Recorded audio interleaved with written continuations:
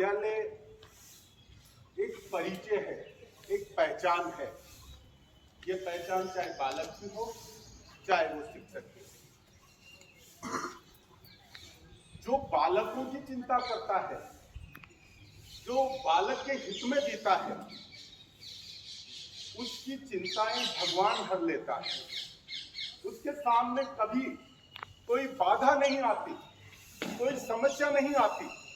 बड़ी से बड़ी बाधाएं और कठिनाइयां और समस्या भी अगर परिवार पे आई है, तो उस परिवार के पिता की समस्या भगवान हर लेता है, जो अपने परिवार के लिए, अपने बच्चों के लिए जीता है। एक छोटी सी कहानी मुझे बड़ी प्यारी लगती है। वो कहानी मैं आपसे साझा करना चाह रहा हूं। बड़ा मर्म छुपा हुआ है उसमें, बड़ा चिंतन छुपा हुआ है उसमें। मैंने सुना था कि एक राजा था।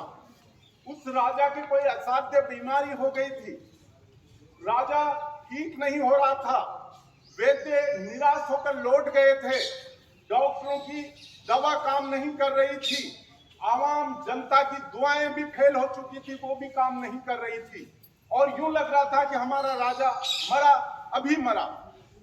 अचानक उस गांव के बाहर एक फकीर आ गया था। तो गांव के जो प्रबुद्ध लोग थे, उन्होंने कहा कि राजा को एक बार क्यों ना फकीर को दिखा दिया जाए। हो सकता है फकीर की कोई दवा काम आ जाए, सलाह काम आ जाए और हमारा राजा बच जाए। राजा पूरे आवाम का, पूरा प्रदेश का, पूरे देश का नेतृत्व करता है।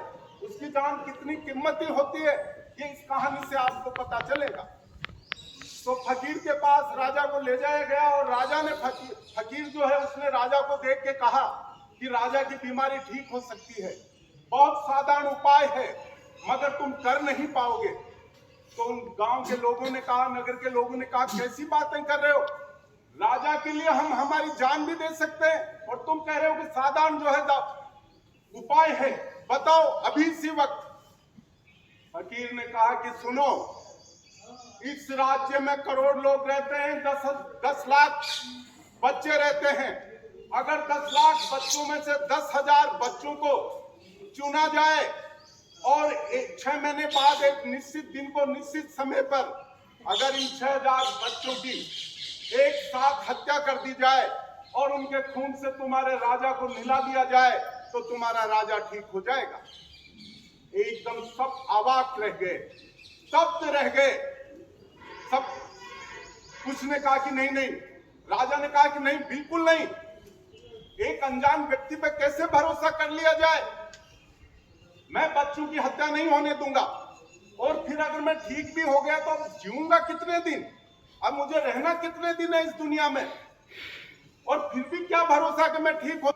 एक अनजान व्यक्ति की बात में भरोसा नहीं किया जा सकता। मैं मेरे बच्चों की हत्या नहीं करने दूंगा। मेरे लिए, मेरी जान से भी ज्यादा, 10 लाख में से 10,000 की हत्या कर दी जाएगी तो बच्चे और पैदा कर लेंगे, मगर ऐसा राजा दोबारा पैदा नहीं होगा। शायद राजा बड़ा दयावान रहा होगा, शायद राजा बड़ा न्यायप्रिय रहा होगा, शायद राजा बड़ा जो है स्नेहपूर्ण अपनी आवाम से प्रेम करता होगा, अपनी जनता के लिए जीता होगा, अपनी जनता के लिए मरता होगा। तभी राजा के लिए ऐसा कहा जा सकता है, वरना कौन माँ बाप अपने बच्चे की बलि देने के लिए बच्चा देगा? मगर सबने कहा कि नहीं, राजा तुम्हारी जिंदगी कीमती है और हम हमारे बच्चे देंगे। और रोज बच्चे उठाए जाने लगे, क्योंकि 6 महीने बाद में सूरज की पहली किरण के साथ निश्चित दिन के ऊपर उन 10,000 बच्चों की बलि दी जानी थी और उनके खून से राजा को मिलाया जाना था, ताकि राजा ठीक हो जाए। और उस दिन से जो है राजा बेचैन रहने लगा। बच्चे उठाए जाने लगे। जिनके बच्चे उठाए गए थे वो और जिनके बच्चे नहीं उठाए गए थे, अंतर देखना, वो ये कह रहे थे, ये दुआएं कर रहे थे कि हे परमात्मा, राजा समय से पहले ठीक हो जाए, ये 10,000 बच्चों की जान बच जाए। दुआओं का दौर, परमात्मा की प्रार्थनाएं रोज हो रही थी, मगर चिंता थी कि बच्चे रोज उठाए जा रहे थे और 10,000 बच्चे इकट्ठे कर लिए गए। महल के बाहर एक कतार लगा दी गई और सारे बच्चों को खड़ा कर दिया गया। सारे नगर से, पूरे देश से जल्लाद बुलाए गए। नगी तलवारें लेकर के बच्चों की गर्दनों पर तलवार लग करके सिर्फ राजा के इशारे का इंतजार जल्लाद कर रहे थे। और ठीक समय पर राजा अपने महल से बाहर निकला और निकलते इतनी बड़ी कतार उसने देखी, लाइन देखी, और राजा बोला कि बंद करो ये तलवारें, रख दो मियान में, तुम्हारा राजा ठीक हो गया है, तुम्हारे राजा की अब कोई बीमारी नहीं है। एकदम सबने कहा कि ये कैसे हो सकता है।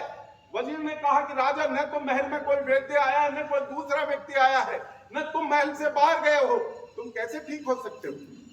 उन्होंने कहा कि मैं बिल्कुल ठीक हो गया हूं, अब मुझे कोई बीमारी नहीं है, मैं बहुत अच्छी तरह से नींद लेता हूं, अच्छा भोजन करता हूं और मानसिक और शारीरिक रूप से मैं स्वस्थ हूं। इतने में भीड़ में खड़ा हुआ फकीर बोला कि राजा सत्य कह रहा है, तुम्हारा राजा ठीक हो गया है। तो लोगों ने प्रश्न उठाया कि फकीर ये बताओ कि हमारा राजा ठीक कैसे हुआ। उन्होंने कहा कि इतने दिन राजा सिर्फ खुद की चिंता करता था, आज चिंतन में से बाहर चला गया। आज राजा जो है खुद की चिंता भूल गया और बच्चों की जिंदगी की चिंता करने लगा। और इसीलिए जो है राजा को बीमारी हो गई थी, वो काल्पनिक रूप से ये समझने लगा था कि मैं बीमार हूं, मैं मरूंगा, मेरी जिंदगी ज्यादा नहीं बची है, मेरे मरने के बाद में देश का क्या होगा, इस राज्य का क्या होगा, इन बच्चों का क्या होगा, साम्राज्य की अर्थव्यवस्थाएं कैसे चलेगी, सेनाएं कैसे आक्रमण करेगी, और मैं चला गया तो जनता का क्या होगा। मगर जब बच्चों की चिंता प्रारंभ हुई तो राजा ने ये सारी काल्पनिक चिंताएं सोचना बंद कर दिया और सिर्फ एक ही चिंता रह गई कि कैसे भी ये बच्चे बचा लिए जाएं, कैसे भी इन बच्चों का अहित नहीं होना चाहिए। जो माता पिता, जो शिक्षक बच्चों की चिंता करता है, बच्चों के लिए जीता है, ऐसे लोग कभी भुलाए नहीं जाते हैं। उनका यश अमर रहता है, चाहे वो राजा हो, चाहे परिवार का मुखिया हो, चाहे किसी भी संगठन का मुखिया हो। अगर ये स्थितियां परिवार का, अगर मुखिया परिवार की, इसलिए बालक के हित में अगर हमें हमारे हितों को छोड़ना पड़े तो कभी भी आनाकानी नहीं करनी चाहिए। से हर अपने जो है उस स्वार्थ को छोड़ देना चाहिए कि इसमें ही हमारे बच्चों का हित है, और बच्चों का हित है तो इससे विद्यालय का हित है, और विद्यालय का हित है तो फिर नगर और समाज का हित है, और अगर नगर और समाज का हित है तो फिर राष्ट्र का हित है, और राष्ट्र के हित से बड़ा संसार में कोई और हित हो नहीं सकता। आप बच्चों ध्यानपूर्वक आपने ये सुना, उसके लिए तहे दिल से आपको धन्यवाद।